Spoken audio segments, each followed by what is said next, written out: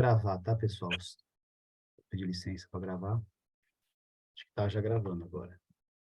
Então, a gente está dando início ao nosso encontro agora para gravação. E boa noite a todos e todas. Comecei a dizer, a gente tem uma fala da Adelina sobre direito e igualdade, Adelina Azevedo. E vou fazer uma pequena introdução para falar da temática, né? A gente tem buscado nesses primeiros encontros desse ano 2023, com a nova coordenação da sessão, a trabalhar com temas que possam ser vistos como expressões vivas da trimembração do organismo social, né? A gente tem esse conhecimento do movimento da trimembração social que o Steiner mobilizou, né, nos anos 17, 18, aí até mais ou menos 1922, né? Depois deu mais ou menos por encerrado para aquele momento, né, em certo sentido, o movimento que continuou de outras maneiras, né, principalmente com a pedagogia Waldorf, mas também outras práticas que se mantêm. E a gente tem procurado ver um pouco como que isso está vivo na realidade, né? Assim, como que as pessoas estão lidando com temas, com questões, com situações, com práticas, intenções, né? Que tem, de certo modo, correspondido ao que poderia, né? Pode-se pensar, pode-se pesquisar aí a possibilidade de ver isso como algo da trimembração do organismo social, né? A gente sabe que, na verdade, a realidade é sempre muito viva, muito dinâmica, né? E sempre é um grande desafio poder enxergar o que está acontecendo, né? Então, uma coisa de certo modo, os arquétipos, né, vamos assim dizer, que o Steiner traz, e como eles estão vivos, né, no nosso mundo presente, e aí especialmente também aqui no Brasil, né? Então, como que a gente pode encontrar esses princípios, essas práticas, né? Como que a gente pode encontrar esses arquétipos vivos aqui na nossa realidade brasileira, né? Então, como que a gente pode colocar o pé no chão, né? Um pouco nesse sentido do que estamos vivendo aqui no Brasil, né? E que não está necessariamente já tão dentro da antroposofia, né? O que é antroposofia? Como que a antroposofia pode se relacionar, dialogar, conhecer, conviver, né? E contribuir e aprender com a realidade que nós vivemos, né? Na realidade brasileira, né? Então, basicamente, é um pouco isso que eu estou querendo trazer, né? A gente tem a trimembração social, então, tem a ver com essas três áreas da vida humana, né? A área cultural e espiritual, a área político-jurídica e a área econômica, né?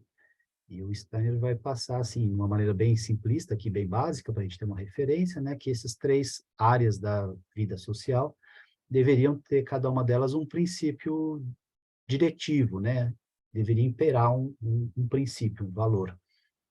Então, para a área cultural e espiritual, deveria imperar, né, a liberdade, para a político-jurídica, a igualdade, para a econômica, a fraternidade.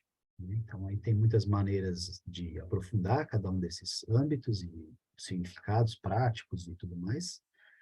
E uma coisa ainda que eu queria dizer é que é uma trimembração, né? Então, cada um desses membros tem uma dinâmica própria, mas eles fazem parte também de um todo, né? Então, eles também têm uma correlação entre eles, né?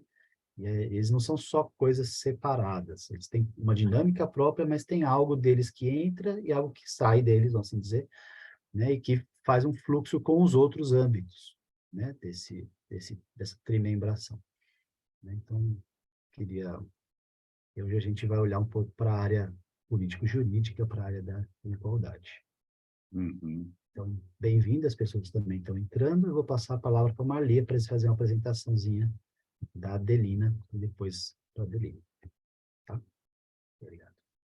Obrigado, Felipe. Obrigada pela introdução. Então, pensando diálogos que unam a seção de ciências sociais com diferentes realidades da nossa sociedade, conversaremos nesta noite sobre direito e igualdade da realidade social com a nossa querida convidada, a advogada Adelina Santos Azevedo.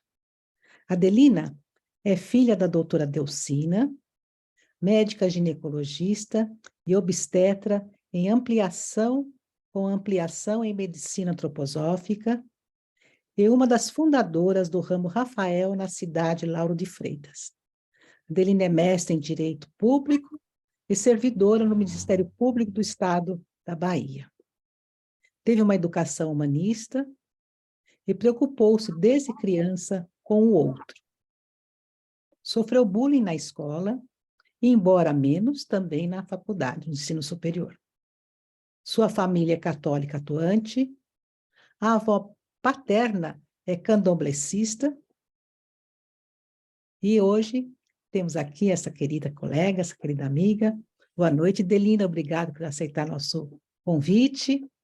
E já fiz, eu sou seu perfil para a nossa querida Luzia, que está aqui presente, que depois também vai querer te convidar para uma outra conversa lá, no setor que a Luzia, na sessão que ela, no grupo que a Luzia estuda esses assuntos. Então, é com você, Delina, vamos começar? Vamos sim, gente. Boa noite a todos. É um prazer estar aqui. Fico até emocionada assim com o trecho que Marli escolheu para trazer, porque realmente representa a minha identidade enquanto jurista, né? A gente teve uma sintonia, acho que desde o primeiro contato, né, Marli? E ela já iniciou a fala saudando os orixás do dia dessa quarta-feira, então mais uma sincronicidade na nossa relação. Eu vou pedir licença a vocês para ler o roteiro que eu escrevi, porque eu escrevi com muito carinho, buscando trazer todo um conteúdo assim do direito, mas também da minha personalidade. E vou confessar de pronto a vocês que estar falando com membros da Sociedade Antroposófica é um grande privilégio, assim, para mim, eu me sinto muito honrada, porque desde pequena eu sempre considerei os meus pais diferenciados por integrarem a sociedade antroposófica. Então, assim, eu os via de maneira diferenciada positivamente, seres melhores, digamos assim, apesar da gente eu me trabalhar para não me considerar nessa posição, né, de estar colocando a outra idade, mas eu os via dessa forma. Então, para que eu não me perca na fala, eu vou pedir licença a vocês para seguir o meu roteiro. Então, inicialmente, eu já peço licença à ancestralidade, né? Marli já chamou aqui a ancestralidade, mas eu peço também a licença à minha ancestralidade para estar aqui para falar. Peço licença à espiritualidade, né? E os guias que acompanham o grupo de vocês, né? Para que a nossa comunicação flua da forma mais limpa e mais leve possível, para que a gente possa transmitir e escutar aquilo que for preciso, certo? Eu já agradeço a Marli pelo convite, a amorosidade na recepção, né? Em março eu não pude estar presente porque adoeci. Professor Felipe, né? Também, que nós já tivemos um contato anterior. Aos meus pais, que eu não sei se estão entrando aí, mas o convite foi passado. Ao coletivo Maria Filipa, que é um coletivo de servidores lá do Ministério Público, onde a gente combate e enfrenta o racismo institucional. Ao selo Juristas Negras, que eu vou falar também mais um pouco, que é um coletivo de mulheres negras e juristas, do qual eu faço parte. A minha família, todos vocês que estão aqui presentes, né? Marli já me apresentou, mas é sempre bom a gente se apresentar, se colocar, principalmente eu, enquanto mulher negra. Eu sou Delina Santos Azevedo, eu tenho 38 anos, eu falo de Salvador, Bahia. Eu estou vestida, que hoje vocês estão vendo a minha parte de cima, é sempre bom também a gente lembrar, né, dessa identificação, apesar de eu não sei se tem alguém aqui com deficiência visual, mas eu sou uma mulher negra, cabelos cacheados curtos, estou usando um batom escuro, uma camiseta rosa clara, tenho nariz largo, olhos pequenos. Sou mãe de 2 meninos negros, sou professora de Direito, servidora pública, orientadora e eterna estudante e aprendiz. Eu fui convidada, né, Felipe já adiantou, para falar da minha perspectiva enquanto jurista, e eu imagino que enquanto jurista negra, porque é assim que eu sempre me apresento e me coloco, para falar sobre o aspecto da trimembração, direito e igualdade, né? De cara, eu já vou trazer para vocês o direito à igualdade. é o direito que todos têm de ser tratados igualmente, na medida em que se igualem, e desigualmente, na medida em que se desigualam. Quer perante a ordem jurídica, que a gente vai chamar de igualdade formal, que é aquilo que está na lei, que é aquilo que está na Constituição, nas resoluções, quer perante a oportunidade de acesso aos bens da vida, a igualdade material, né? É aquela igualdade que se faz na realidade. A nossa Constituição Federal do Brasil, né, vigente, a Constituição de 1988, consagra o princípio da igualdade no artigo 5º, ao dispor que todos são iguais perante a lei, sem distinção de qualquer natureza. Já vou fazer aqui referência, até me esqueci, hoje é o dia 17 de maio, é o Dia Internacional de Combate à Homofobia, à LGBTfobia. Então, tratando também do tema direito à igualdade, é importante que a gente faça essa menção, né? Para que a gente aprenda cada vez mais a respeitar as diferenças e as diversidades. Mas, fechando parênteses, o princípio da igualdade visa limitar a atuação do legislador, do intérprete ou autoridade pública e também do particular da pessoa privada, vedando diferenciações arbitrárias e absurdas. A igualdade na justiça parte da premissa que todos os indivíduos estão sujeitos às mesmas leis que regem o país, devendo obedecer os mesmos direitos e deveres. O direito à igualdade assume características da modernidade, afastando a complexidade basilar das sociedades, negando e encobrindo a diversidade. E aí eu volto a lembrar vocês da diferença entre igualdade formal e igualdade material. Mas antes, e talvez até mais interessante, eu preciso dizer a vocês por que eu cheguei aqui, né? Foi um pedido até de Marli, ela também já falou um pouquinho, mas eu quero apresentar a minha relação com a antroposofia, e já a gente volta a discutir mais sobre direito. Então, eu sou filha de Delcina, sou filha de Antônio José, ambos doutores, minha mãe médica, meu pai doutor em administração pública, ambos integrantes do ramo São Rafael, né, na Escola Calanto, lá em Lauro de Freitas, e foi através deles que eu conheci a antroposofia. Também a professora Laís Naca, que está em memória, foi bem marcante nesse processo de conhecimento e desenvolvimento do indivíduo e da minha espiritualidade.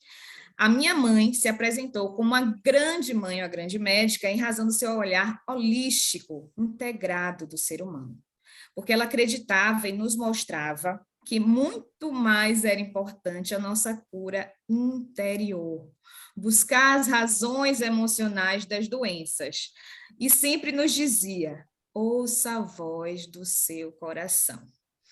O meu pai, filho de Dona Teodora, né, a nossa matriarca, também citada aí por Marli por muitos anos, ele é um exemplo de justiça, responsabilidade, simpatia, beleza negra, estudo e esforço, muito esforço. Sempre nos foi referência de trabalho e generosidade. Ambos, mesmo com 4 filhos, nunca tentaram nos igualar, sempre buscando entender os nossos temperamentos, seja melancólico, colérico, fleumático, sanguíneo. Nos estimularam a música, ao teatro, as línguas, os instrumentos musicais, para além do ensino formal. Porque eles compreendiam, desde sempre, que a felicidade do ser e a contribuição que a gente pode dar ao mundo está relacionada com aquilo que faz vibrar o nosso coração, aquilo que faz arrepiar a pele. E que a transformação pode ser feita tanto por coléricos, né, como Beethoven, mas também por fleumáticos como Gandhi, na minha classificação superficial, viu, gente? E o quanto é gostoso ouvir a Primavera de Vivaldi e também ouvir os batuques do Olodum. E que a gente precisa primeiro conhecer o nosso país antes de viajar para o estrangeiro, que é preciso saber voar, mas também é preciso saber de onde se parte. E eu estou contando isso, depois vocês vão entender que tem tudo a ver com direito à igualdade. Que o nosso eu é formado pelos corpos físico, etérico, espiritual e astral, e que um remédio pode curar, mas antes disso é preciso saber o que causa a dor e a ferida.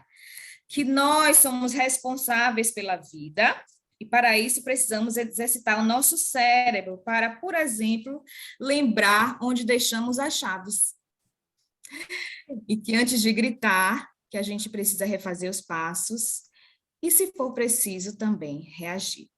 E pela temática atual do grupo, a trimembração, o sentir, o ritmar, o metabolizar, o transformar, que temos de ter a nossa individualidade sem esquecer que estamos integrados num corpo social, comunitário, familiar. Que seria muito pouco escolher o caminho profissional focado na recompensa material, mas sim faria sentido para a minha existência ao longo dos anos, buscando visualizar onde gostaria de estar daqui a 20, 30, 40 anos. E para mim já se vão 18 anos de formada. E que os nossos irmãos, pai e mãe, são escolhidos por nós mesmos antes de nascer, encarnar, e que precisamos aprender a conviver, ensinar e ser ensinado. Então, ao longo da minha vida, da minha infância, da minha adolescência, a gente ia passar por diversas fases de rompimento e crescimento, e a gente precisaria estar atento para seguir essa espiral de crescimento individual e humanitário. E que na educação dos meus filhos, mais importante na fase infantil seria estimular o sensorial e o contato com a natureza. E me orgulhava de vê-los, né, os via e ainda vejo lendo e se reunindo semanalmente para estudar, para agradecer ao sol, ao universo, ao alimento, para sermos dignos de receber com devoção tudo aquilo que a terra nos dá. Então, tudo isso, de fato, me forjou, né, a profissional do direito que sou hoje.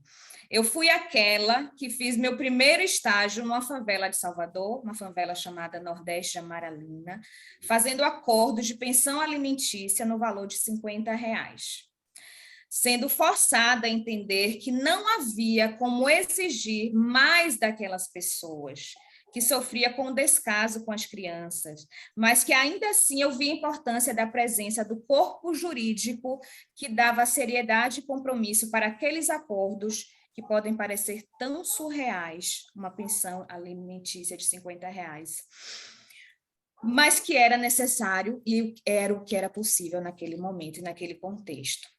Também sou aquela pessoa que fiz e faço gratuitamente estatuto para associações comunitárias, pudessem formalizar, e aí sim poder participar de conselhos municipais e participar de linhas de financiamento. Eu fui aquela que se candidatou no 3º semestre para o grupo de pesquisa sobre direitos da criança e adolescente, visitando conselhos municipais da cidade, de ônibus, enquanto meus colegas nem pensavam ainda estagiar, porque os escritórios, grandes escritórios de advocacia, só recebem estudantes a partir do 5º semestre. Aquela que, com 21 anos de idade, teve de escolher entre estagiar ou seguir a carreira do serviço público, para ter a minha independência financeira.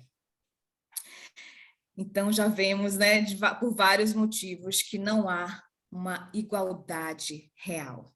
Que antes disso, antes de chegar onde eu estou, eu fui rejeitada numa seleção em um dos grandes escritórios da cidade por ser gorda. E hoje, há alguns anos atrás, eu entendo o que é gordofobia, mas não entendi aquela época. Mesmo depois de ter passado por todas as etapas que exigiam conhecimento intelectual e me deparar com uma pergunta misógina na entrevista vinda de um homem branco. De carregar por anos, literalmente, o peso de ser uma menina negra de poucos recursos para os ambientes da branquitude. De ser uma das únicas da sala, de ser desde sempre contra a pena de morte. De escolher o direito constitucional ao invés do direito civil. De compreender o direito achado nas ruas, não como ilegítimo, mas como uma necessidade real e premente das comunidades que vivem e sobrevivem longe do Estado.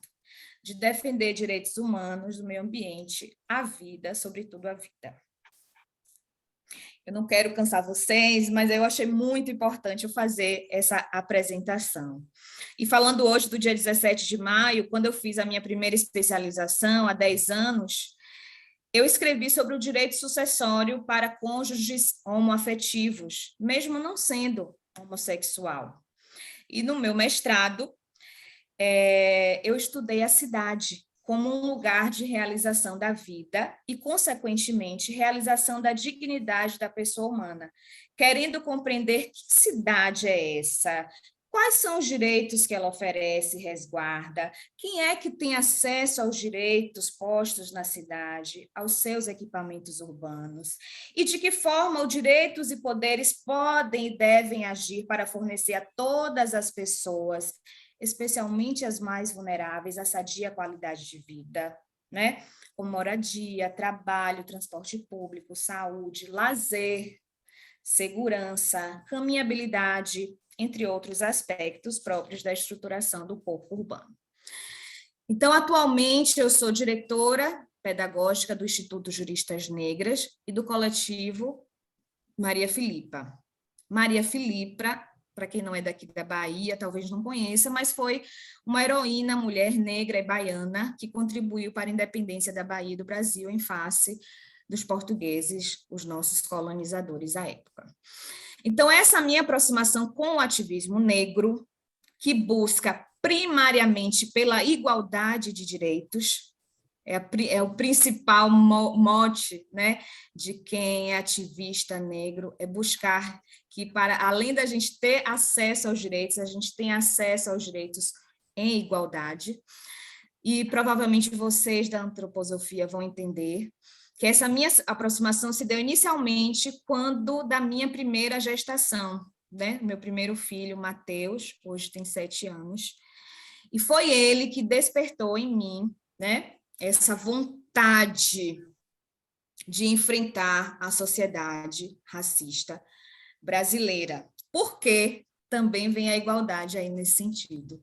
Porque desde a minha primeira ultrassom morfológica, ao identificar o rostinho de Mateus, seu nariz largo, sua composição, que hoje de cada dia está melhor, aquilo tocou profundamente o meu coração, e a minha maternidade, a minha leoa, disse: eu preciso proteger esse menino negro que vai sair e vai enfrentar uma sociedade extremamente racista e preconceituosa. E eu precisava, em primeiro lugar, que Mateus visse em mim a sua grande referência.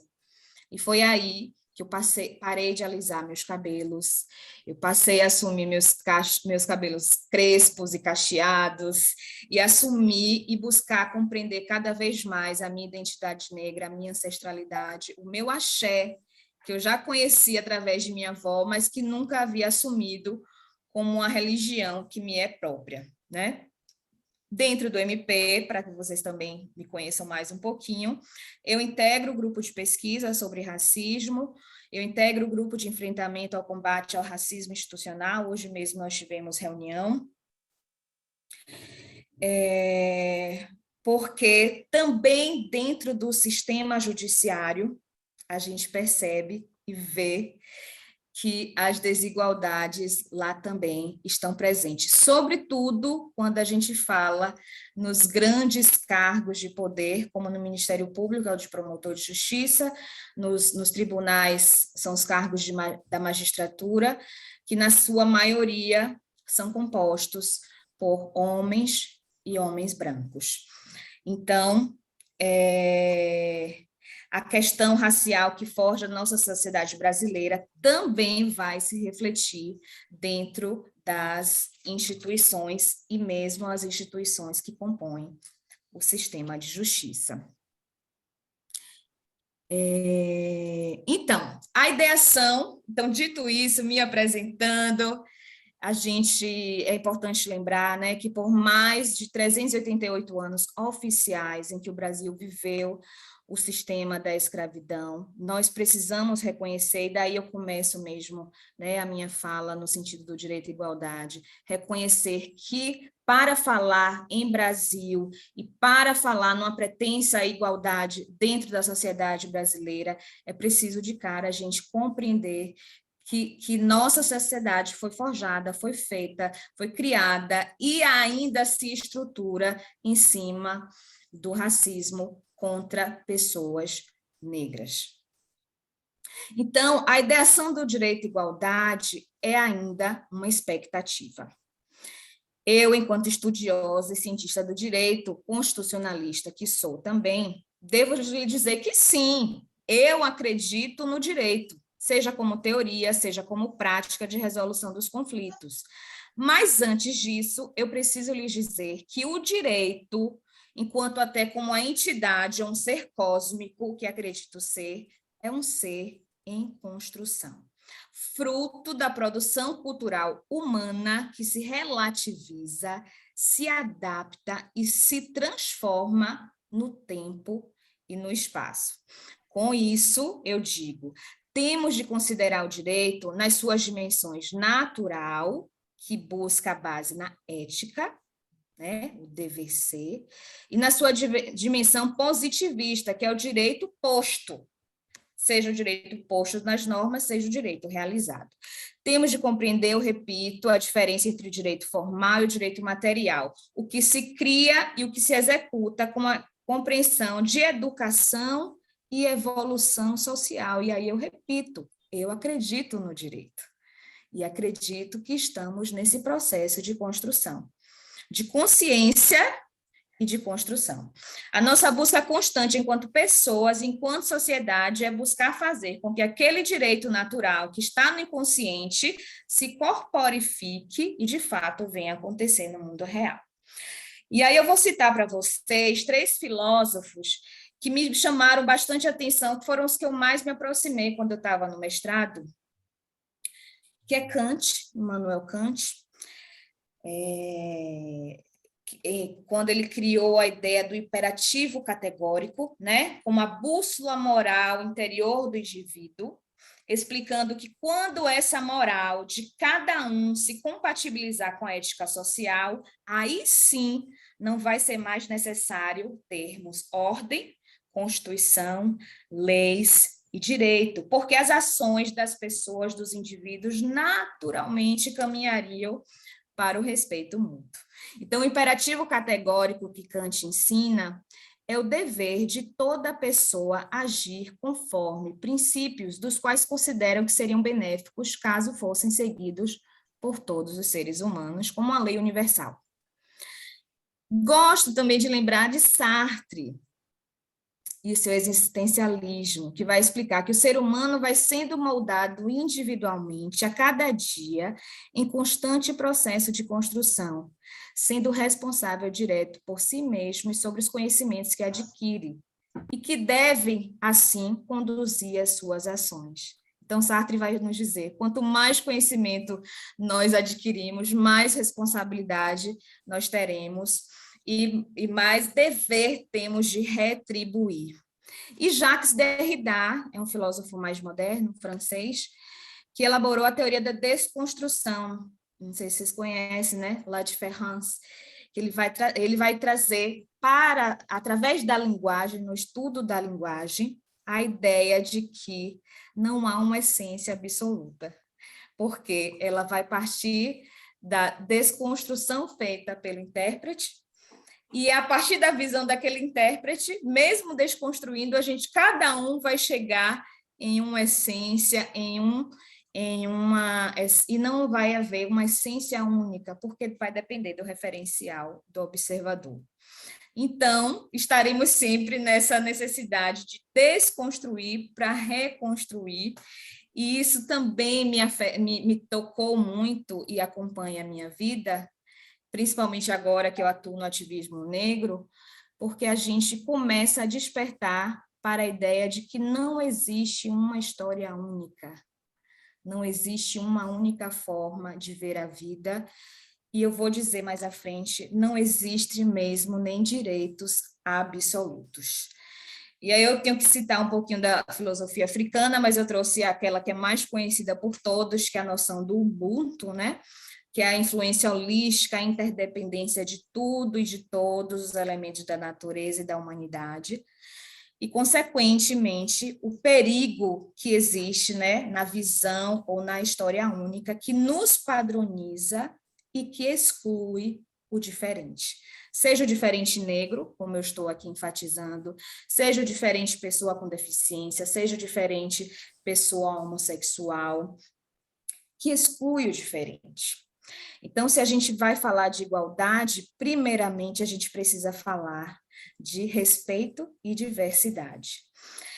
Então, rapidamente falando da história do direito, para pensadores como vocês, o direito é uma ciência que pensa, repensa, testa e contesta, que muda e retroage, sobretudo, que não admite verdade absoluta.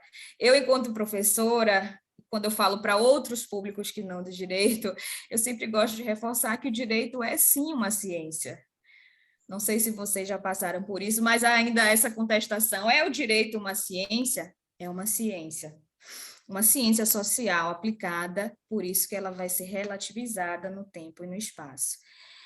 E o direito não vai admitir verdade absoluta, né? Os direitos, as normas, elas não são absolutas. Elas se aplicam no caso concreto e variam de acordo com o tempo e o espaço que acontecem.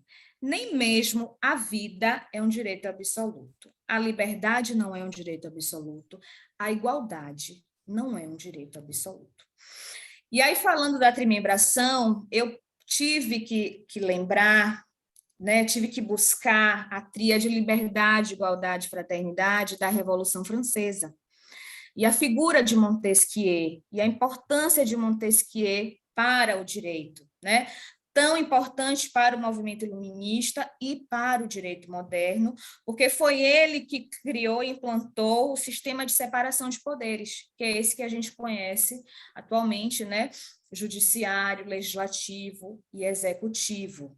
Então, foi através de Montesquieu que o poder absoluto sai da figura do rei ou do monarca e vai se dividir entre executivo, legislativo e judiciário na busca de uma melhor justiça e sair daquele critério do absolutismo concentrado em uma única pessoa. Dessa revolução adveio a Declaração dos Direitos do Homem e do Cidadão, de 1784, e o movimento para assegurar aos cidadãos e à burguesia acesso e gozo dos direitos civis e políticos e as liberdades públicas, os chamados direitos de primeira geração.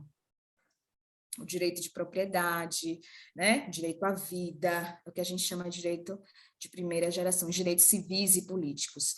Os direitos de segunda geração ou dimensão surgem das reivindicações da classe trabalhadora, de participação do welfare state, são os direitos sociais, aí vem os direitos trabalhistas, direitos previdenciários, porque a partir do momento, ok, eu tenho trabalho, eu tenho a propriedade, mas se eu não consigo ter uma jornada de trabalho estabelecida, nada vai adiantar, porque eu não tenho também como viver a vida. Se eu não tenho projetado uma previdência, uma aposentadoria, de nada vai adiantar aquele meu direito à vida, porque eu não vou ter como gozar essa vida.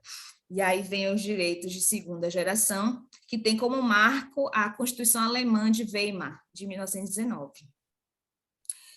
E a terceira geração, a gente tem a consagração dos direitos que a gente chama de direitos de fraternidade, né? Que se insere na categoria de direitos coletivos, transindividuais, que ultrapassam a esfera do indivíduo, que são o direito ao meio ambiente, o direito ao consumidor, o direito à paz, né? O direito ao desenvolvimento, porque aí quando a gente já conseguiu alcançar os direitos civis, depois os direitos sociais, né? Então a gente já tem, já pode votar e ser votado, a gente já tem o trabalho, a gente já tem a previdência, aí a gente começa a pensar naquilo que vai ultrapassar a minha dimensão individual, comunitária, e aí vai para o transindividual. Então, se eu poluo um rio aqui, eu estou comprometendo, né, toda uma sociedade indistintamente que eu nem conheço, que eu nem sei quem é, mas que de alguma forma vai se utilizar daquela água. Mas por que eu trago isso para vocês? Lembrando que talvez até vocês já entendam isso. Porque com essa evolução e reconhecimento de direitos, nós chegamos à Declaração Universal dos Direitos Humanos, de 1948. E aí, por que eu trago isso, Delina? Não sei se vocês já ouviram o que eu vou trazer agora, mas eu achei importante falar. Porque durante os anos, né, entre 1600 até o final dos anos 1800 e início, né, do século 20 também, que foi esse período de, né, reconhecimento e conquistas de direitos, principalmente na Europa, Essas grandes potências aí, que eu citei algumas, né? França, Alemanha, que são grandes marcos, assim, são grandes referências para os juristas, mas também essas grandes potências estavam enriquecendo às custas da venda de pessoas africanas para o plantio e colheita da cana-de-açúcar e construção dos seus países. Vocês podem ver pelas datas, pelos anos, né, em que ocorreram. E depois desse período, com o fim do tráfico negreiro, as potências europeias começaram a invadir, ocupar e colonizar os reinos africanos, que perduraram, vocês sabem, até o final da década de 90. Até os anos 90, ainda tinham países africanos colonizados. Então, como é que a gente vai falar em Declaração dos Direitos do Homem e do Cidadão, em 1789, como é que eu vou falar em Declaração Universal dos Direitos Humanos, de 1948? E eu pergunto a vocês, que humanos são esses que estão sendo considerados? Se um contingente, tratando-se apenas de Brasil, de mais de 4 milhões de pessoas, estavam sendo roubados, escravizados, mutilados, estuprados e mortos. Como eu posso conceber essa espiral da humanidade? De um lado, né, a Constituição de Weimar na Alemanha, que é grande referência até hoje, né, a Declaração dos Direitos do Homem e do Cidadão na França, da Revolução Francesa, e, ao mesmo tempo, simultaneamente, essas potências estavam escravizando e subjugando outras pessoas, dizendo dessas outras pessoas não humanas. Então, não há ainda igualdade. Ainda esse ano, há poucos meses atrás, 2 meses, eu acho, um vereador, né, aqui do sul do Brasil, em plena tribuna, teve a audácia, no exercício do seu mandato, de questionar o trabalho escravo. E, na sua fala, ele tentava normalizar tratamentos desumanos a trabalhadores braçais, considerando, inclusive, na sua argumentação, a origem e a cultura dessas pessoas. Precisamos ou não precisamos falar em racismo? Então, quando eu falo em ciência e ciência do direito, eu preciso falar também em epistemicídio. Epistemicídio é um termo que significa homicídio do conhecimento, que é a desconsideração de determinados saberes, e, no nosso caso, saberes vindos de pessoas e culturas negras. Então, mais uma vez, eu até agradeço assim, a oportunidade que vocês me dão de escolher uma jurista negra para aqui lhes falar, porque ainda é para nós um processo de resistência e persistência ocupar os espaços, e esses espaços de saberes. E aí eu vou comparar, trazer também para vocês, né? Eu citei a Declaração Universal dos Direitos Humanos, e aí eu vou trazer para vocês, não sei se vocês conhecem, a Constituição haitiana, que é de 1805.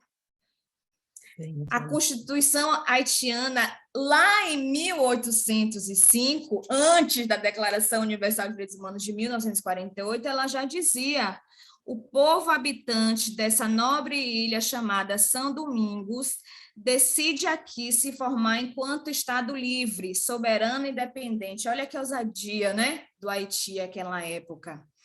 E no artigo 2º eles diziam: a escravidão está abolida para sempre. Mas me digam, quem é o Haiti hoje? País mais pobre da América Latina. Aí a gente fica se perguntando, será que é porque ele foi tão ousado naquela época, o primeiro país a abolir a escravidão, um país tão pequeno? A gente vê aí as retaliações a Cuba até hoje, não serão também retaliações ao Haiti, que contrariou e se levantou contra os colonizadores antes de todo mundo? Mas você veja a sapiência desse povo, já em 1805, eles já haviam declarado para eles, a independência, já haviam declarado para si a abolição da escravatura. Aí eu trago também a Carta de Mandinga, de 1222. A Carta de Mandinga é do Mali, um país na África, que traz em seu texto, eu tirei alguns artigos, mas depois vocês podem procurar, é uma constituição, né, chama Carta de Mandinga, por conta da época, mas é uma constituição maravilhosa em se tratando de direitos humanos. Eu mesma fui ter conhecimento agora, com os meus estudos, sobre negritude. E ela já dizia lá no artigo 9, por exemplo, a educação das crianças é responsabilidade de toda a sociedade. O Brasil só veio trazer isso, né, a responsabilidade pela educação da criança na Constituição de 1800, a nossa última Constituição, né, de 1988. É dever da família, do Estado e da sociedade. Mas na Carta de Mandinga de 1222, do Mali, já existia isso. E por que eu falei em epistemicídio? Porque esses textos, esses documentos não nos são apresentados na universidade. Eles não são trabalhados, como se um documento desse porte de grandeza, em se tratando de direitos humanos, não tivesse, né, uma relevância. No artigo 14 da Carta de Mandinga fala: nunca ofenda as mulheres, vírgula, nossas mães. Olha nós hoje falando de feminicídio, tendo que criar leis para proteger as mulheres, e a Carta de Mandinga de Mali já dizia: não ofenda as mulheres, nossas mães. Já reconhecia a grandeza do útero, da cabaça, daquelas que nos deram a vida. Né? Mas nos dias de hoje o Brasil ainda é um dos países com maior índice de mortandade e violência contra as mulheres. E aí eu digo, né, quando o Brasil foi reconhecer a mulher enquanto sujeito de direito, basicamente, e de fato, foi na Constituição, na última Constituição. Então, minha gente, o que eu venho dizer é que a África e o povo negro, no quesito humanidade e desenvolvimento espiritual, está muito à frente das civilizações ocidentais. Mas documentos como esse sempre foram ignorados. Em paralelo ao direito, né, eu também sou estudiosa de constelações familiares, e a gente sabe, né, que a constelação se difundiu no mundo através de Bert Hellinger, né, um alemão. Mas a verdadeira origem... Oi, maninha. Está aberto seu áudio, bem-vinda. Mas a constelação familiar tem sua origem no povo Zulu, né? Em África, mais especificamente lá na região da África do Sul. Então, nós vivemos no mundo, especialmente no Brasil, por ter sido o maior receptor de pessoas africanas escravizadas, em um lugar de muita dor, de muitas perdas, de muitas mágoas, de muitas pessoas enlouquecidas e adoecidas, porque foram cortadas suas raízes. Mas também de muita luta e de muita resistência e muita evolução, eu digo ainda num curto espaço de tempo. E eu gosto de trazer isso para a gente também compreender que contexto é esse de Brasil em que a gente vive. A gente precisa reconhecer, manhã seu áudio está aberto. A gente precisa reconhecer que o Brasil, muitas das mazelas que nós vivemos e dos conflitos sociais, é muito em decorrência disso. De um lado, né, da opressão e da ausência de acessos de direitos, mas também do outro lado eu digo do povo negro, e que ainda vive muito o luto, a dor, a perda. E eu usei o termo enlouquecidos mesmo, porque perdeu-se as suas referências, as suas raízes. Então, não haverá direito e igualdade, não haverá Estado democrático de direito, enquanto as pessoas negras brasileiras não alcançarem igualdade material. Porque a igualdade formal, a gente sabe, está lá na Constituição, mas ainda não se vive plenamente na realidade. Não há como haver paz numa sociedade formada por hipocrisia, submissão, subalternização de pessoas de cor. Então, num país como o nosso, é preciso mesmo falar em ações afirmativas, em políticas para alcançar a igualdade e garantir a dignidade das pessoas.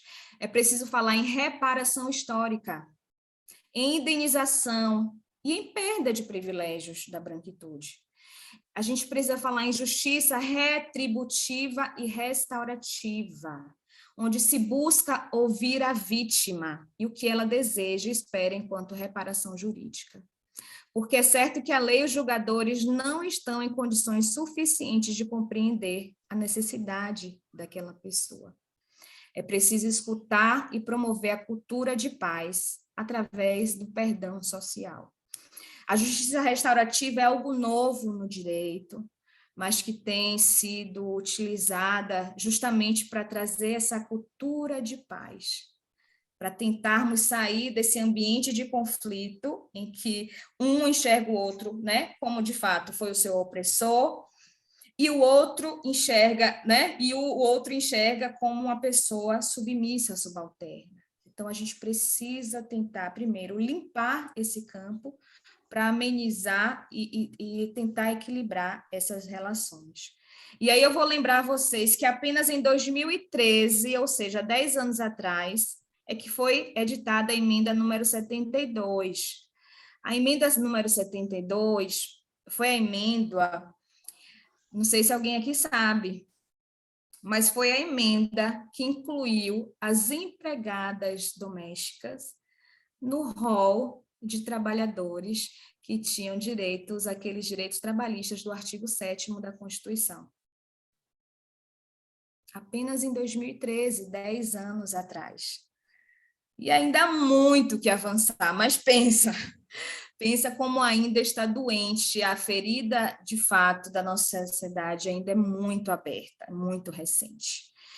E a gente precisa lembrar todo o tempo que o racismo não é mimimi, que o racismo não foi criado por pessoas negras. Estamos o tempo todo tentando sobreviver e honrar aqueles que viveram e morreram antes de nós.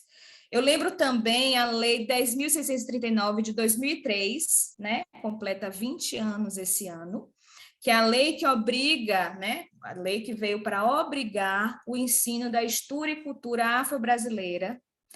E em 2008, a Lei 11.645, onde se inclui, além da cultura afro-brasileira, a cultura também indígena, a cultura dos nossos povos originários, os povos originários dessa terra. Então, olha o tanto que a gente tem que olhar para trás para recuperar. Olha o tanto que já se perdeu e continua se perdendo por conta da mente, que ainda é colonizadora e exploradora. Olha o que está acontecendo com os povos Yanomamis. Início do ano, nós começamos o ano com essas notícias. Em pleno século XXI, as nossas vistas no estado, né, ao lado, próximo, e a maioria de nós nem sabia. Então, como falar, Marli, em direito e igualdade? E aí eu já vou caminhando, né, para o fim da minha fala, para que a gente possa debater um pouquinho.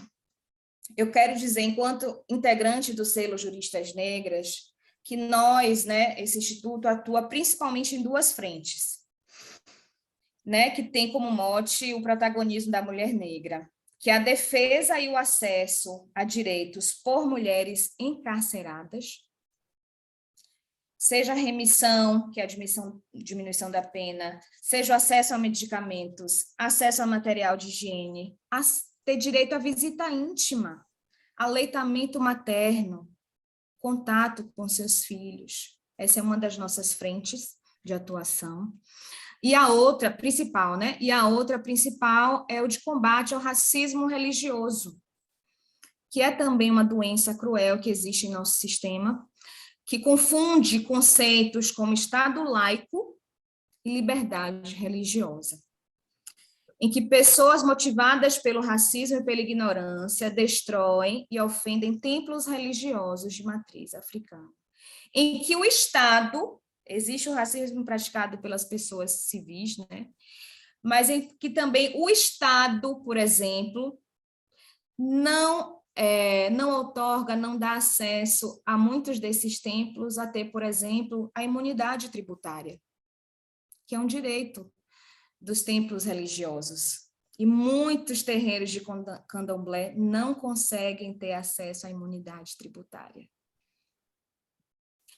Então, os dados são alarmantes, o Estado é complacente e ineficiente na salvaguarda destes espaços. É injusto porque não concede os mesmos direitos, como eu já falei, à imunidade tributária. E a maioria dos processos não condena os autores da prática de racismo, e muitos justificam, né, em suas sentenças ou nos seus atos, né, discurso e atos de ódio, com a liberdade de expressão e a liberdade de crença, agredindo diretamente o Estado democrático de direito. E aí eu volto e repito, a gente não pode confundir os conceitos. Uma coisa é o Estado laico, que é o Estado não assumir oficialmente uma religião, e a outra coisa é a liberdade de crença, a liberdade religiosa, em que cada um tem o direito de escolher e professar a sua fé livremente. Então, são muitos assuntos que eu poderia trazer para a gente discutir Estado Democrático de Direito, para discutir direito e igualdade. Esses foram os pontos que, quando eu comecei a pensar nesse encontro, foram os pontos que tocaram meu coração. Tem também a questão do racismo na infância, o racismo institucional praticado dentro de unidades de saúde pública, principalmente também contra mulheres negras, o racismo praticado pela polícia na adoção ou ausência dela quando se trata de crianças negras, as cotas raciais, as fraudes nos concursos, porque as pessoas brancas, e não tomem isso de forma pessoalizada, eu estou falando, né, de branquitude, aquelas pessoas que assumem essa postura ou essa posição de se sentir superior ao outro. Porque muitas das pessoas brancas não querem ceder o seu espaço. E aí, ou não aceitam a existência das ações afirmativas, como, por exemplo, as cotas, e quando elas existem, elas são as primeiras a quererem fraudá-las. Então, de fato, nós estamos numa sociedade desigual, mas eu acredito, sim, que ela está sendo transformada aos poucos. Eu acredito que a dor move o ser humano para a transformação. Eu acredito no processo de escuta, de empoderamento, de inclusão, de dar a voz às diversas pessoas, porque todos nós temos com que contribuir.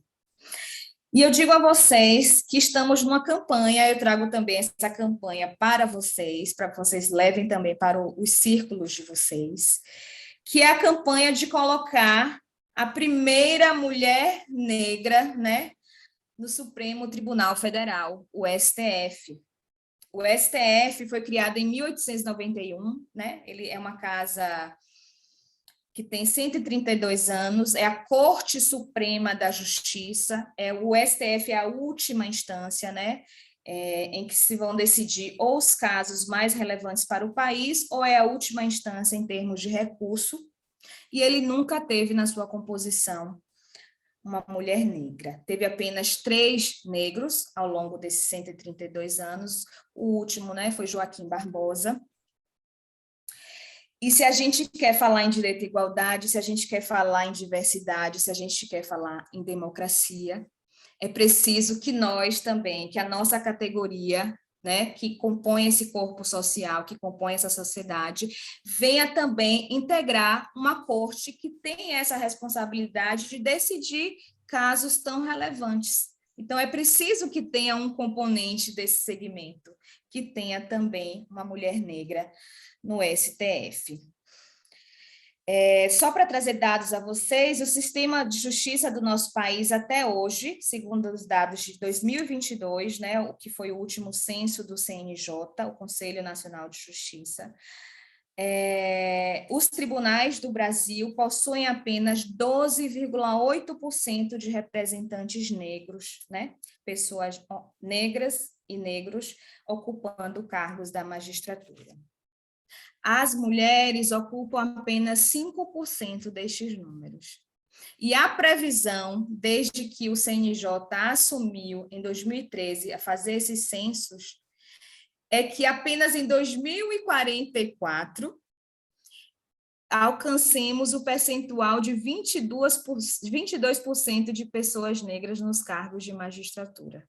Veja como está longo o nosso caminho. Então, eu queria trazer isso para vocês, né, que é também uma campanha forte do Instituto Selo Juristas Negras, que a gente, buscando a redução dessas desigualdades, buscando promover a diversidade no sistema de justiça, que o nosso excelentíssimo senhor presidente escolha uma mulher negra para também compor essa corte. E aí eu trago, né, acho que foi Felipe falou dos arquétipos, né? Quero dizer que a gente defende a ideia do Brasil, Felipe, em que a justiça é uma mulher negra, e não a deusa grega Têmis, de olhos vendados, né? Porque a justiça social e a justiça que precisa se fazer no Brasil, ela precisa ter olhos abertos para estar enxergando essas diferenças. E, em real, Felipe, naqueles locais em que o Estado não chega, quem faz a justiça na prática são as mães, são as mulheres lavadeiras, são as quituteiras, né? São as mães solo, são as Dona Teresa é de São Paulo, se eu não me engano, né? Aquela que é abolicionista. Adoro as falas dela, né? São as mães de santo que acolhem, protegem, que enxergam seus filhos e as suas dores e conseguem, na dificuldade, acolher o indivíduo, o ser humano. São as trabalhadoras domésticas que ainda deixam de criar seus filhos para cuidar dos lares dos patrões e ainda assim conseguem educar e formar suas crias. Não tem orgulho maior do que ouvir dessas mulheres dizer: meu filho se formou. Eu me emociono ao falar. É preciso, pois, para fazer justiça, direito e igualdade, né, como dizia Aristóteles, em 384 a.C., foi a primeira menção que eu fiz no início da minha fala sobre direito e igualdade, que é tratar os iguais igualmente e os desiguais desigualmente, na medida da sua desigualdade.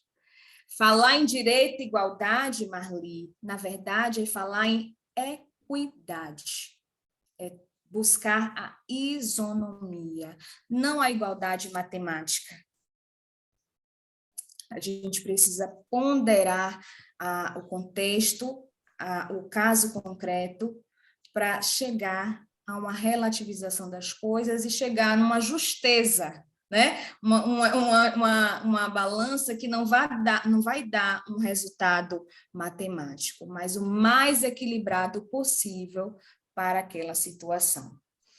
E eu preciso dizer, finalizando, que todos nós somos seres plurais, somos seres diversos, e nos igualamos no quesito humanidade, mas a gente tem demanda, desejos, necessidades distintas, e nós também precisamos enxergar, aceitar e respeitar as diferenças do outro, sem a qual não há como construir paz social. E aí vocês vão me perguntar, certo, mas como fazer, né?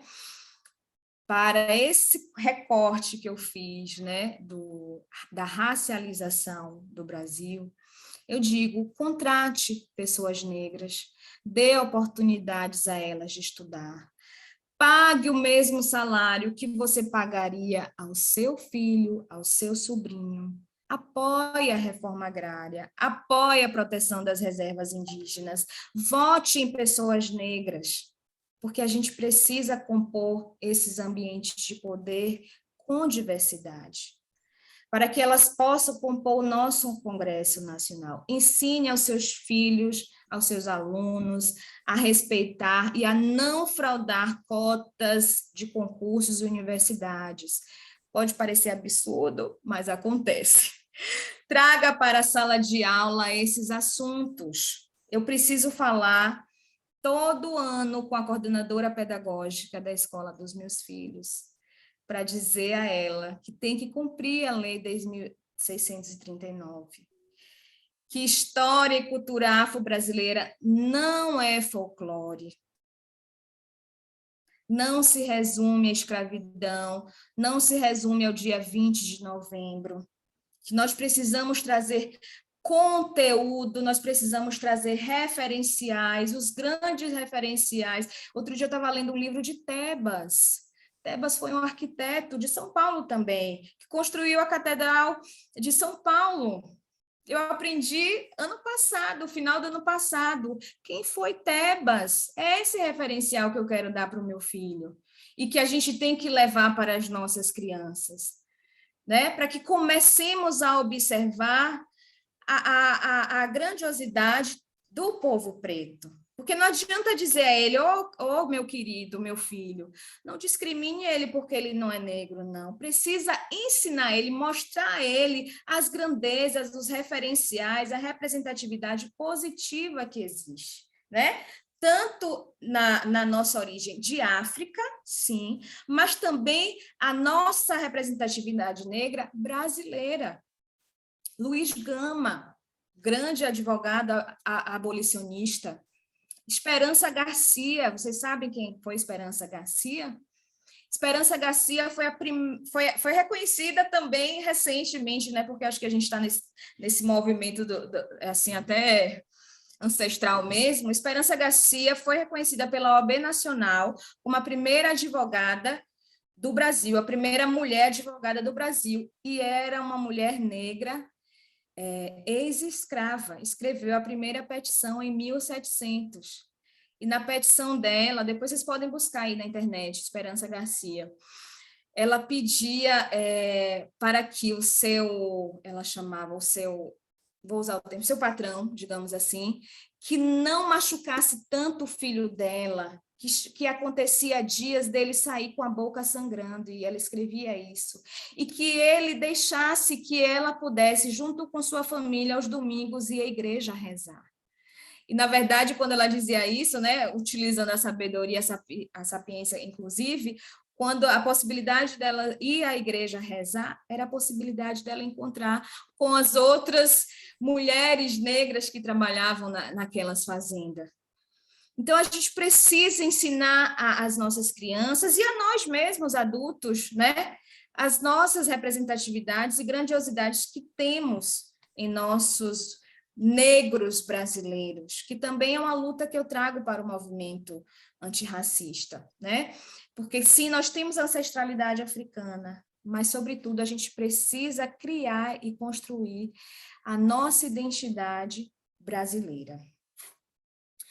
Então, para finalizar, eu digo, é preciso nomear, conceituar as dores, trazer, encarar as mazelas, buscar entender humanamente e diversamente as implicações de cada conceito, com amor, com prazer, com mobilidade, educação, expectativa, perspectiva.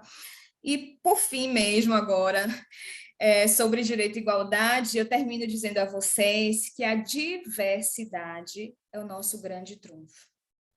Quando o Brasil e os brasileiros compreenderem isso, as relações, aí sim, conseguirão se tornar mais justas e mais prósperas na perspectiva universal. Então, falar em direito e igualdade é, sobretudo, falar em diversidade. Eu paro por aqui e fico à disposição para comentários e perguntas. Obrigada. Muito obrigado, Delina. Eu queria abrir um pouco para as pessoas que quiserem trazer. Acho que foi uma fala muito bonita, muito instigante, provocativa. Ajuda, cutuca a gente para pensar, né? E queria ouvir também perguntas ou comentários das pessoas.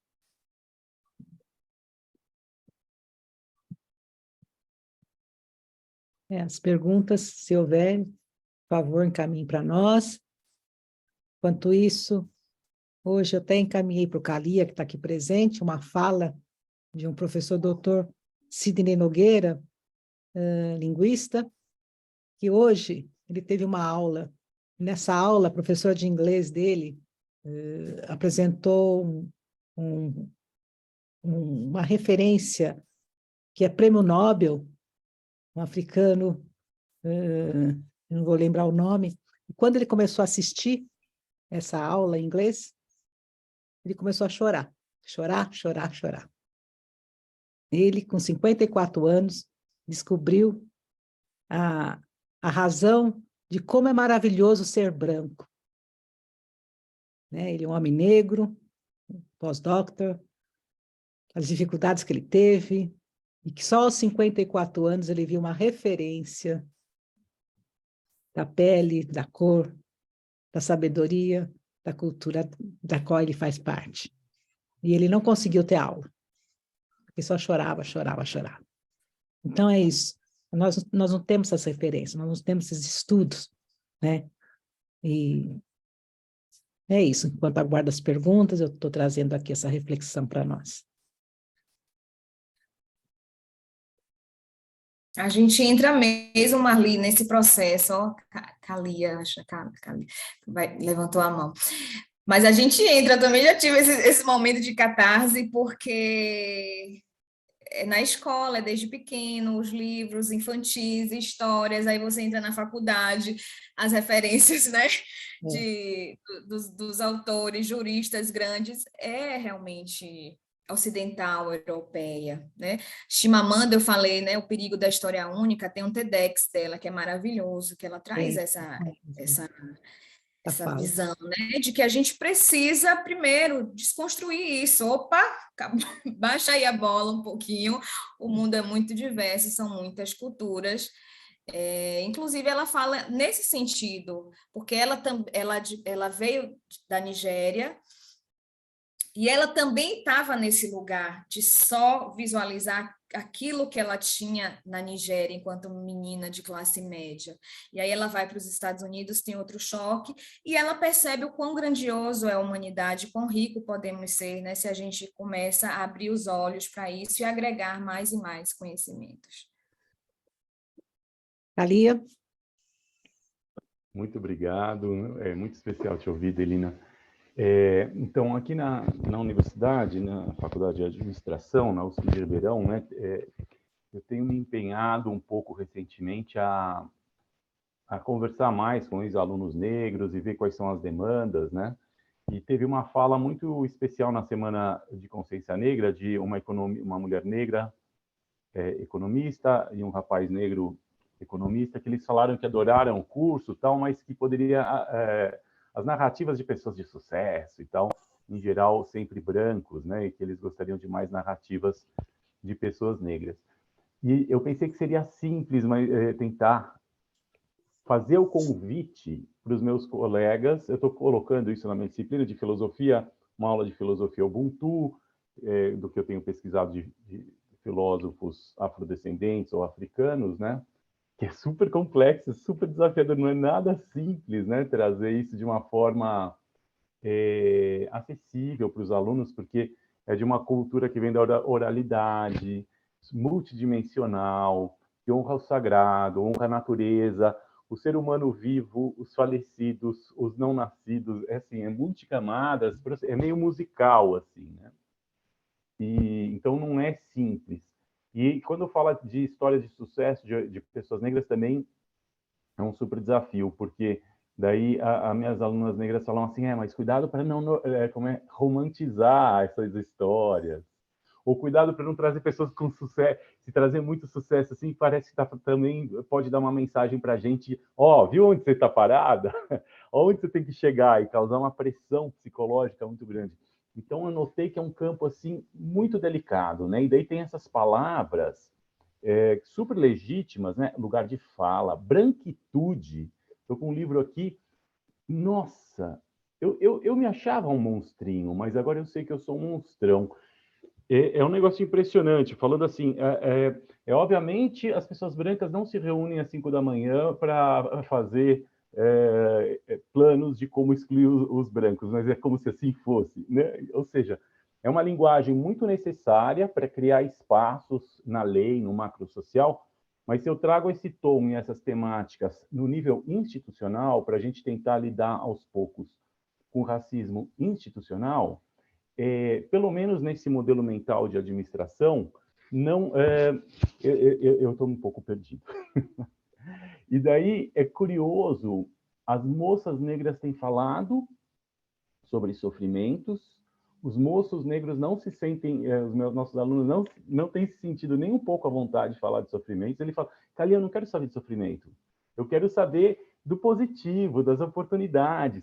E também eles demonstraram assim uma preocupação se essa temática, né, que a administração tem uma linguagem mais de produtividade econômica, positivismo, e se vem com uma linguagem mais de esquerda, ou mais de ativismo, eles se sentem desconfortáveis de causar um desconforto com os alunos brancos da turma, eles prezam muito a harmonia com os colegas da turma, né? Cara, é um quebra-cabeça tão desafiador, eu queria ver se você tem alguma recomendação nesse nível institucional de como trazer um pouco mais de doçura para esse assunto tão amargo, né? Com tanto sofrimento. Tem pessoas que têm a tolerância à frustração e os instrumentos, o equilíbrio emocional para lidar, entrar em contato com esse sofrimento brutal, né? E tem pessoas que não estão acostumadas a isso, foram mimadinhos por gerações e as pessoas ficam surpresas. Por exemplo, a gente fez uma escuta ontem, numa disciplina minha com vários níveis de escuta, né? Eram 7 franceses e uns 10 brasileiros de várias partes do campus, ouvindo 2 moças negras, né? E ela contando que a prima dela usava prendedor de roupa no nariz para ver se afinava, rezava para Deus para ficar mais branquinha. Daí, a outra mocinha, com 6 anos de idade, a professora falou, eu vou contar uma história de princesa. Agora que eu contei, vamos encenar. Eba, posso ser a princesa? Não, a princesa não é negra e nem gordinha, né? Assim, umas coisas tão brutais. E os alunos ouvindo aquilo, realmente é uma coisa que a gente não está acostumado na nossa instituição, né? Então, de fazer o convite para que essas feridas possam ser faladas dentro de uma cultura institucional em que está acostumada a normalizar a dessensibilização sem ser por uma agressão. As pessoas estão tendo uma super boa vontade para falar, Cali, eu topo colocar na minha disciplina também narrativas de pessoas negras. Claro que eu topo, claro que eu topo. Mas daí, quando a gente topa, daí, cuidado com o lugar de fala, cuidado para não parecer a princesa Isabel, que é a heroína que vai salvar os negros, né? Enfim, um monte de coisas delicadas. Então, qual é a tua recomendação para esses passos serem um pouco mais convidativos para as pessoas negras, brancas, estudantes brancos, estudantes negros, professores, ex-alunos negros, para que poder criar juntos, né? Passo a passo, novas narrativas. Obrigada, Vânia. Bem-vinda, Vânia. Tudo bem? Vânia é jurista negra, a gente está aí também. Jussara estava aí, é também integrante do selo, porque eu compartilhei lá com as meninas. Obrigada, meninas.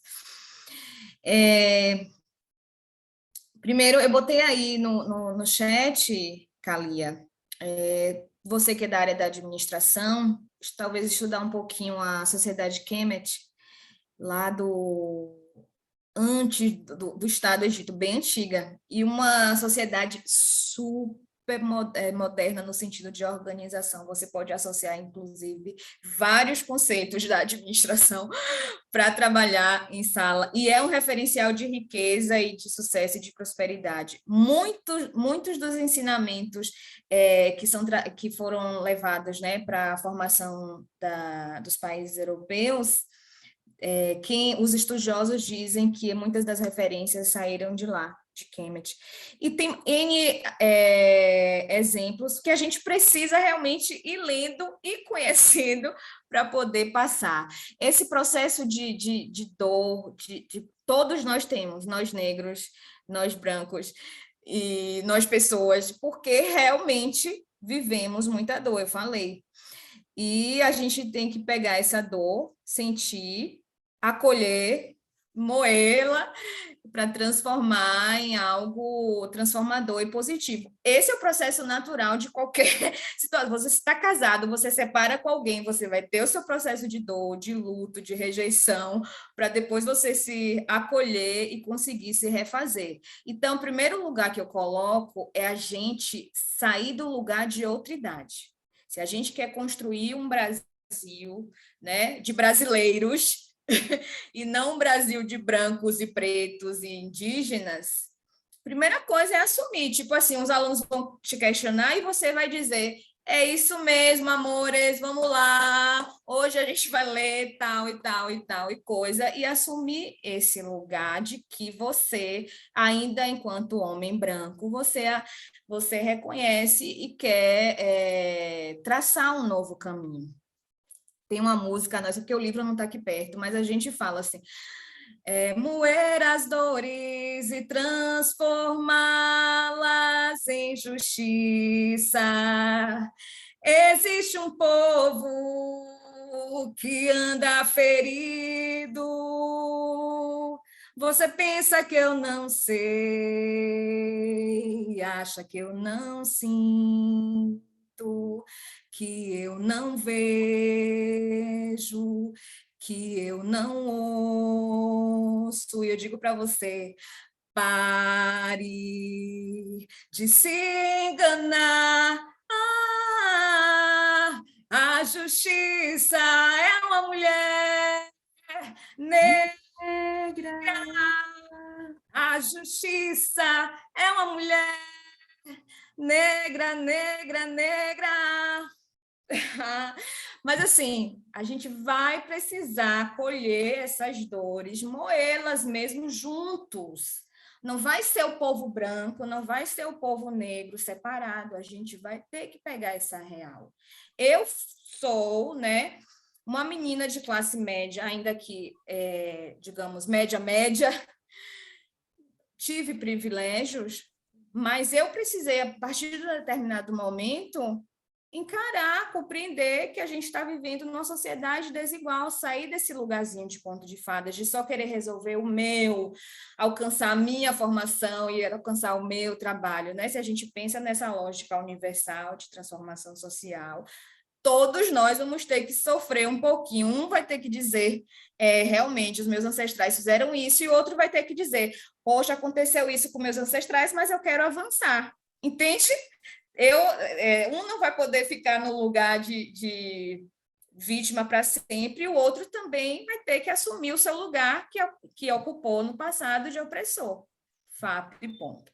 Com relação ao lugar de fala, tem um livro, né, aquele pequeno manual antirracista de Djamila Ribeiro, e o lugar de fala, ela traz assim, bem tranquilo assim, de se compreender, que você não vai poder falar enquanto pessoa negra, óbvio, porque você não passa tudo que eu passo. Mas você pode falar a partir do lugar que você assume falar, enquanto professor de administração, integrante da sociedade antroposófica, que tem essa dimensão espiritual, né, da sociedade, e que uma ação minha interfere na do outro, e começar a ocupar esse seu lugar. Você realmente só pode falar do lugar que você ocupa, mas com primeiro, a empatia, a sensibilidade, a percepção e o reconhecimento de que existem outros lugares diferentes do seu e que estão, no nosso caso social, em uma posição muitas vezes mais sofrida, mais subalternizada que a sua. Mas, realmente, não é fácil para ninguém, não é fácil para nós, não é fácil. Eu entendo muito também, tenho muitos amigos brancos que trazem essa fala para mim, né? Porque, além de estarem, digamos assim, contra os seus iguais, não são assumidos ou aceitos no grupo, nos grupos antirracistas, mas faz parte. Eu disse, essa nossa história também é muito recente, né? O Brasil tem uma história muito recente assim de construção. Então, a gente ainda vai passar por esse furacãozinho mesmo para alcançar. A branquitude se refere não à pessoa branca, se refere a privilégios que são atribuídos à parcela branca da sociedade. Então, por exemplo, a gente está na mesma entrevista de emprego, ultrapassando as determinadas fases.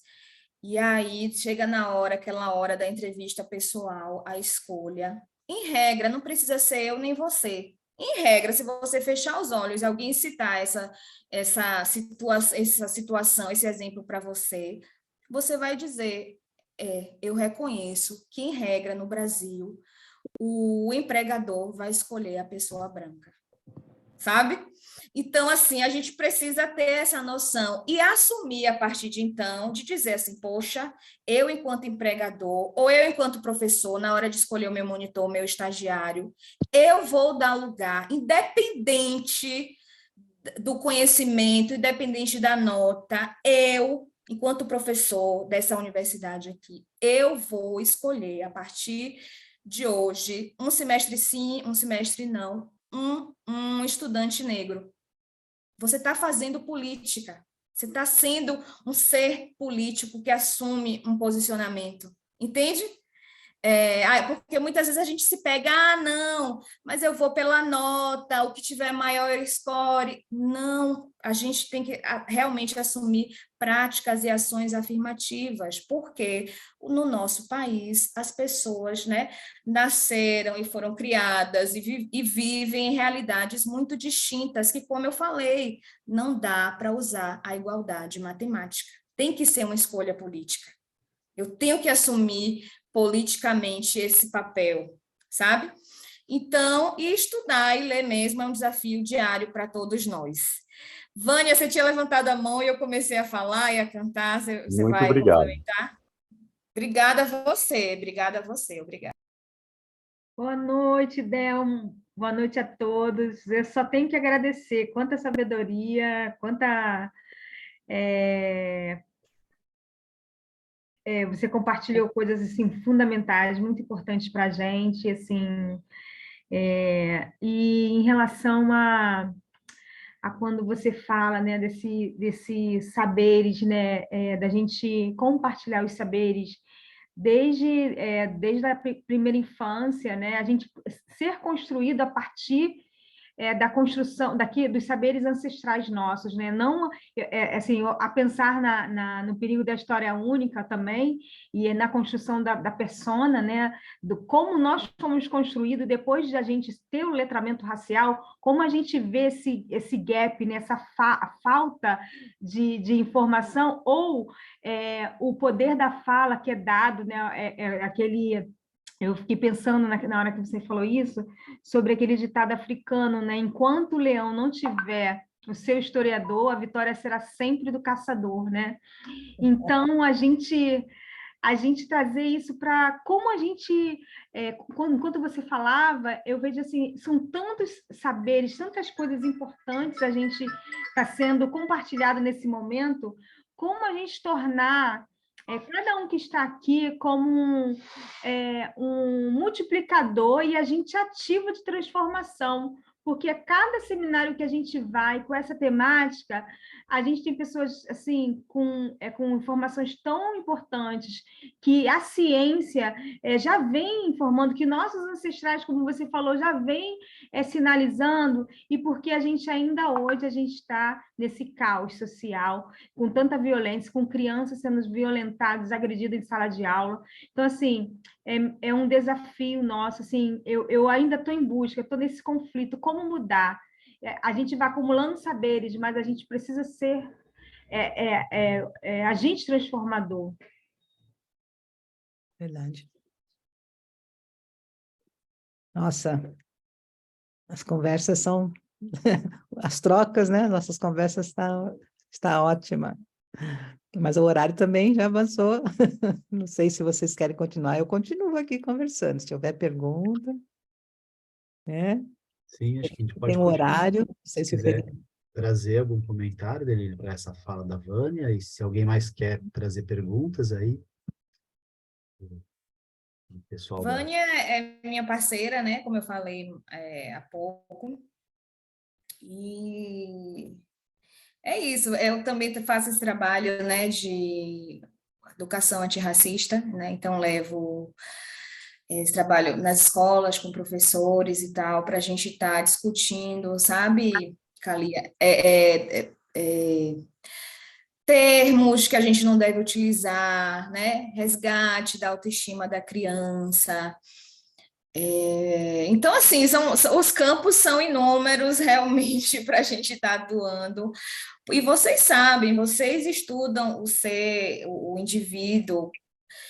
A gente precisa voltar tentar aquele fio condutor, né, que constrói o eu do indivíduo, que está muito machucado, está muito ferido, muito, né, assim, desregulado, digamos assim. Então, a gente tem que muitas vezes tocar em determinadas feridas ou verdades. Eu procuro sempre trazer minha fala com amorosidade, até porque eu transito por um ambiente diverso e múltiplo, né? Eu trabalho no Ministério Público com promotores de justiça.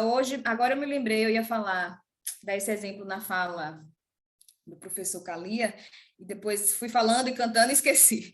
Mas olha para você ver como acontece o racismo institucional. Hoje à tarde eu estava numa reunião desse comitê de enfrentamento e combate ao racismo institucional, né? Primeira coisa que vocês podem pensar, gente, o Ministério Público, defensor da ordem, ainda está formando o seu grupo de enfrentamento ao racismo institucional? Sim, ainda estamos em formação. Passamos quase 2 anos discutindo um programa que, quando chegou na Procuradora-Geral, não foi aprovado na sua literalidade, né? Várias diretrizes foram cortadas.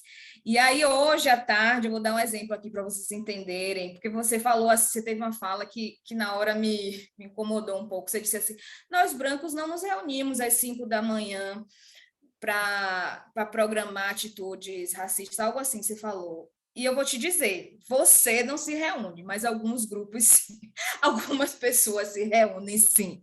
Infelizmente, a gente também precisa reconhecer isso. Mas, ainda que não se reúnam, aí observe, um dos temas lá da reunião foi deixar regulamentado, né, internamente, institucionalmente, que indumentárias e vestes que atribuam identidade étnica ou religiosa devem ser aceitas e respeitadas. Então, a gente estava discutindo simplesmente botar um parágrafo com esse conteúdo no regulamento interno. Ok, né? À primeira vista. Por quê? Porque se discute o uso do turbante, não sei o quê. E aí, uma figura lá trouxe a seguinte questão: olha, mas a gente tem que ver a questão da segurança. Aí, né, a pessoa aqui quase, né, hoje, quarta-feira, bate na mesa e se levanta, porque como assim? Então, a veste negra, porque, né, os homens, por exemplo, negros que são de candomblé, vocês já devem ter visto aquela roupa, né, bem bonita, assim, que é uma bata mais alongada, com calça. Então, né, são roupas maiores, mais folgadas, mais coloridas. Enfim, foi sugerido, né, como seria feito o baculejo dentro da instituição Ministério Público, porque aquela vestimenta poderia trazer insegurança institucional. Então, vocês vejam, assim, o tipo de discurso e de debate que nós precisamos enfrentar todos os dias. E eu estou falando de um ambiente do Ministério Público, de cabeças pensantes, ou ao menos com uma formação, né, maior. Eu não estou dizendo que eu estava discutindo com eu ia trazer assim, na rua, num bar e tal, né? Mas assim, então a gente precisa estar preparado para lidar com esse tipo de discurso, em que uma vestimenta indumentária que represente, né, uma religião ou uma etnia pode trazer insegurança institucional. Aí você pensa o que, se o membro interno está falando isso, imagine a mensagem que chega para o segurança que está lá na frente, na porta, sabe? E aí você, de repente, está lidando com uma pessoa que vem de uma origem humilde, mas que aquilo é o que ela é, e ela chega para buscar um direito e assim, não é atendida, não é permitida a sua entrada, entende? Então, somos ainda uma sociedade realmente doente, racista e cruel, e a gente precisa assumir isso para ir transformando os nossos diálogos e debates mesmo.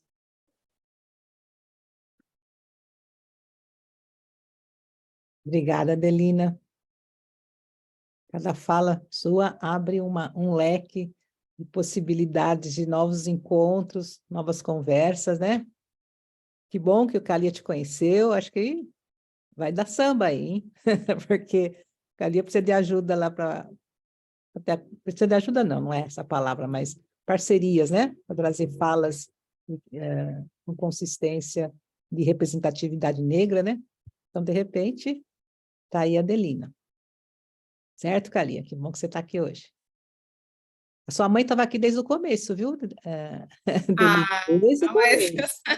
Ainda Antes, está aí. sim, antes de Ó, você, Ainda está aí. antes de você chegar, ela já estava aqui. Bom, se... Eu pensei aqui uma pergunta. que legal. Obrigado quem está precisando sair, né? Mas a gente continua só mais um pouquinho, vou pedir aqui. Eu queria perguntar, você conhece um pouco e vive um pouco da antroposofia aí, como que você vê uma relação mais direta do direito com a antroposofia, assim, alguma coisa nesse sentido? Que relação, ou como que você vê um pouco isso? Até também, talvez, com a relação com o racismo, ou alguma coisa nesse sentido, para aproximar desse âmbito, né? Um pouquinho.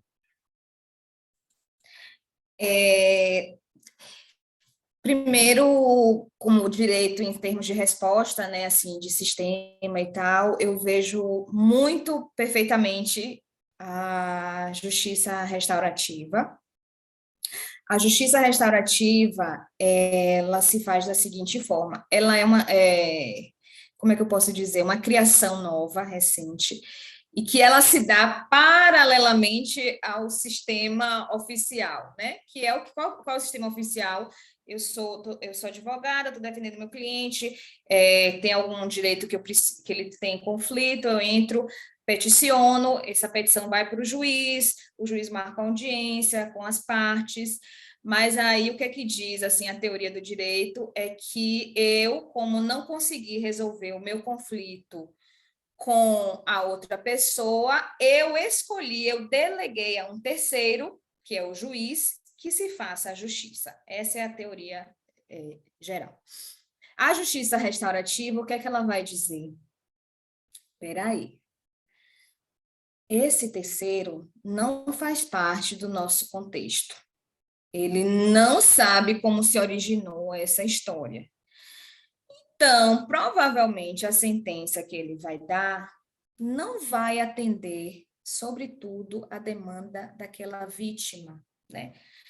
E ela é muito utilizada em direito penal, né, onde ocorre um dano, uma lesão, mas também no direito civil, no direito ambiental, nas relações de família, de infância e tal. Por quê?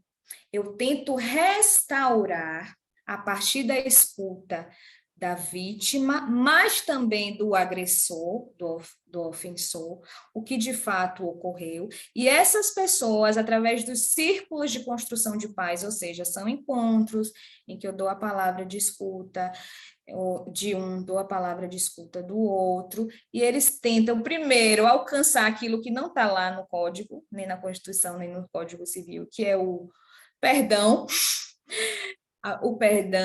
e a partir daí, a vítima, juntamente com o ofensor, consegue estabelecer a melhor sentença para eles. Aí vocês vão fazer, mas acontece isso, Dalina?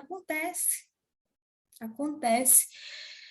São poucas as pessoas que se predispõem e acreditam nesse processo, mas aquelas que se colocam, os resultados são muito mais favoráveis, e favoráveis, Felipe, para aqueles indivíduos envolvidos.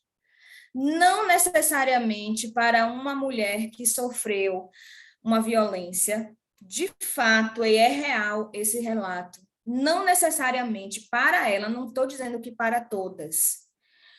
Ela quer que o outro esteja preso atrás das grades. Para ela, ouvir do outro a justificativa, o pedido de desculpa, e, às vezes, uma determinada ação que é combinada, né? Que seja tomada, que seja feita, para ela, né? ser, né? Aquela decisão que é tomada ali entre as partes e a pessoa e o conciliador é super satisfatória, muito mais satisfatória do que ficar um processo rolando 5, 7, 8 anos, ela tendo que ir para a audiência naquele sistema em que ela malmente é ouvida, sabe? Então, tem se caminhar. Aí em São Paulo, inclusive, eu tenho uma amiga que é daqui de Salvador, Ludmila, ela tá, eu acho que é Campinas, foi criado, é um dos núcleos mais atuantes de justiça restaurativa, que o MP adotou, assumiu, criou, né, esse setor, contratou pessoas, que aí vão psicólogos, assistentes sociais, para fazer esses círculos de construção de paz, porque é exatamente isso, né? A nossa sociedade, a ideação de justiça é que, no final, os conflitos sejam resolvidos e se reconstrua a paz, né? Então, nesse sentido de que o direito precisa fazer sentido para aquelas pessoas que o buscam, porque da forma como ele está sendo praticado hoje, ele não tem satisfeito ninguém. Não satisfaz o advogado, porque o advogado não recebe, fica anos com aquela causa, não satisfaz a vítima, porque muitas vezes a sentença não contempla a sua demanda, e muitas vezes apenas pune o agressor, sem colocá-lo naquele lugar de repensar o ato cometido e de que forma ele pode revisitar a sua ação ofensiva e não mais fazê-la. Então, eu entendo a antroposofia muito nesse sentido. Felipe travou ou fui eu? Como é? Vocês estão me ouvindo? Marlito? Felipe que travou, mas ele está te ouvindo. Ah, tá. Isso é um ponto. A justiça restaurativa, eu super acredito nela. A outra é humanizar as instituições. E nesse ponto também, eu estou falando aqui do meu órgão, né, o órgão que eu sou parte, que é o MP, humanizar a instituição. Então, por exemplo, esse ano nós tivemos rodas curativas dos servidores do Ministério Público, né? Que é a nossa jornada, é Novo Horizonte. Então, semanalmente, uma servidora que se formou em psicologia trouxe para os servidores da casa essa oportunidade de participar de grupos terapêuticos em que ela trabalhou comunicação não violenta, trabalhou a questão da empatia, em que ela trabalhou a questão do olhar para o outro, do respeito, da diversidade. E é muito interessante o que eu estou falando, gente, porque a justiça se faz por todos, né? Por todas as pessoas. Então, se a gente não atina o olhar, a sensibilidade daquele promotor de justiça, daquele servidor que vai atender primeiramente uma pessoa, né, não sensibiliza realmente as pessoas que compõem o sistema, a gente acaba mecanizando, né, os processos e as relações. E o que a gente precisa é humanizar esses processos e relações. Então, esse projeto do MP, que é MP Novo Horizonte, algo assim, mas é que traz um grupo terapêutico para os servidores, porque nós também temos as nossas dores e sofremos, e ao longo dos anos a gente vai se tornando mecânico, né? E não mais, digamos, compadecendo, ouvindo, tendo escutativa com o outro. E aí a gente vai se resgatando para entender que aquele processo, que aquela demanda é única, ou que nós, se não, nós também não estamos bem, a gente precisa se curar para depois trabalhar no processo do outro, sabe? Então, assim, parece meio surreal, mas no MP já é uma realidade, e eu acho que é muito importante que as instituições comecem a assumir isso, sabe? Trazer mesmo, porque, eu sou da área do direito, então só vou estudar direito? Sobretudo, eu tenho que estudar sobre a humanidade, sabe? Eu já ouvi falar da mediação de conflitos e também da constelação familiar, né? Usada em certos processos, assim, né? Acho que... Tem também. Eu não nunca complementar utilizei aí. diretamente a constelação, mas eu utilizo a constelação na minha vida pessoal, nunca utilizei lá no âmbito do direito, mas existe, é utilizada. Em Ilhéus, aqui na Bahia, é grande referência, um juiz de Ilhéus, utilizando a constelação principalmente em demandas de família. A mediação, ela vai se dividir em mediação, conciliação, arbitragem, né? Tem as gradações, porque vai depender da demanda das partes, mas, de fato, todas elas trazem essa ideia de as partes entrarem num acordo, né? Elas entre si acordarem, colocarem suas demandas e conciliarem.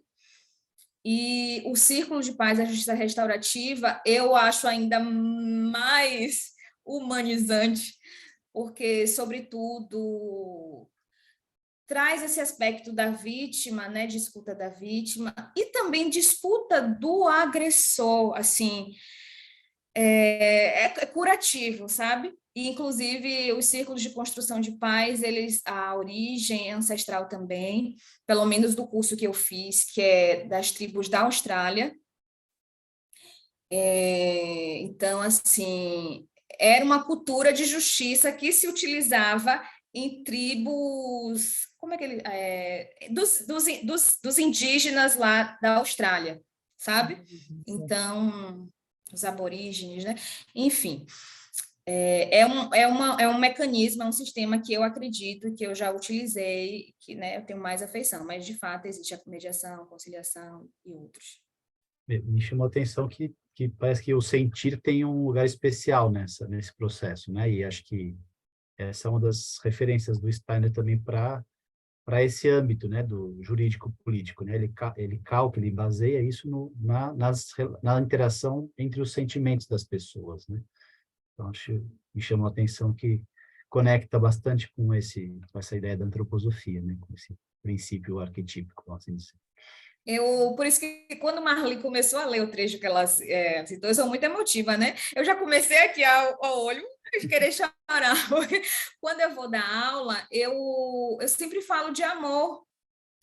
E quando eu estava na universidade, eu lembro de um professor dizer assim, que direito, né? A gente está falando em códigos, em regras, a gente não está falando de amor. E aí eu venho e digo nas minhas aulas, eu falo de amor.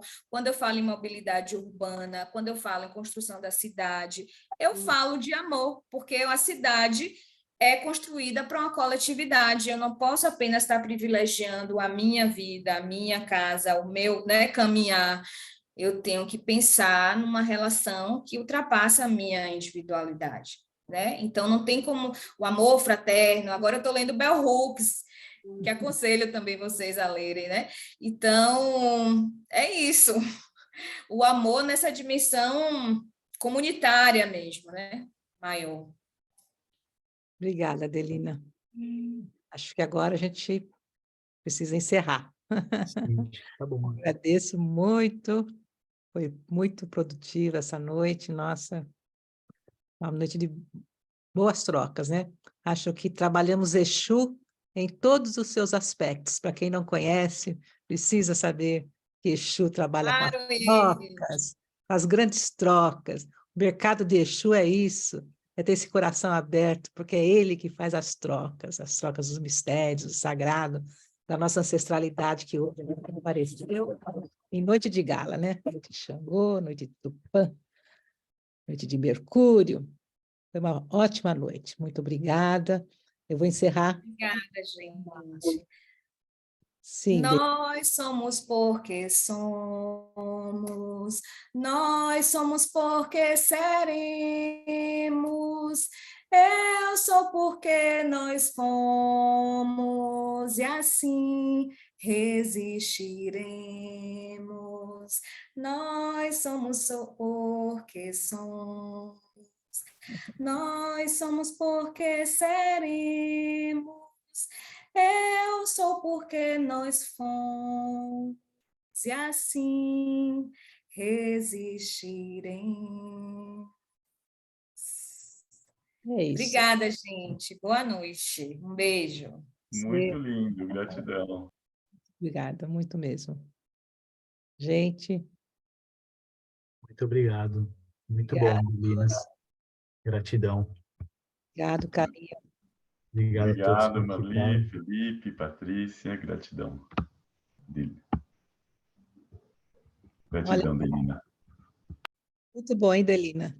A Delina saiu, queria falar um oi especial para ela, Calia, mas ela foi embora, queria que você ouvisse até. Ah, que pena. Mas, enfim, foi muito bom, né? Felipe, você perdeu sua aula, né? Não, tudo bem, eu já tinha desmarcado. Gostou? Hoje eu desmarquei, eu falei, não vou ficar aqui até... O começo da fala dela foi muito bom e está gravado, viu? Ah, o Calia foi embora também. Mas, enfim, foi muito bom. Tem que desgravar aqui. Assim, deixa eu interromper.